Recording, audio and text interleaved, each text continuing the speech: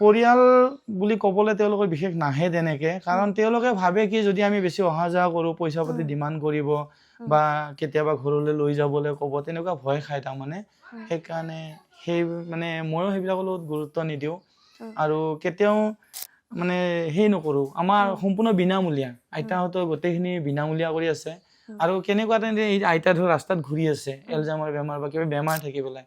তেতিয়া থানাই পায় কোনোবাই আপুনি দেখা পালে আপুনি একো কৰিব নোৱাৰে থানাক খবৰ দিয়ে থানাই তেতিয়া আমাৰ লগত যোগাযোগ কৰে যেনেকৈ আইতা এগৰাকী আছিল আপুনি ৰাখিব পাৰিব নেকি জোৰ নকৰে তেওঁলোকে তেতিয়া মই চাই লওঁ যে মোৰ ইয়াতে জেগা আছে নাই বা আমাৰ আইতাসকলত মই আৰু এইটো বস্তু চাওঁ যে আইতাসকলত মিলিব পাৰিবনে নোৱাৰে যদি আইতাসকলত মিলিব নোৱাৰে এজনী আইতাৰ কাৰণে যাতে বাকী 9জনীয়ে কষ্ট নাপায় এই বস্তুবিলাক মেইনটেইন কৰা হয় তাৰমানে যদিহে আপোনালোকে এই আশ্ৰমখনত আহিবলৈ বিচাৰে আইতাসকলৰ লগত কিছু সময় অতিবাহিত কৰিবলৈ বিচাৰে বা সহায় সহযোগিতা আগবঢ়াবলৈ বিচাৰে তেন্তে আপোনালোক আহিব পাৰে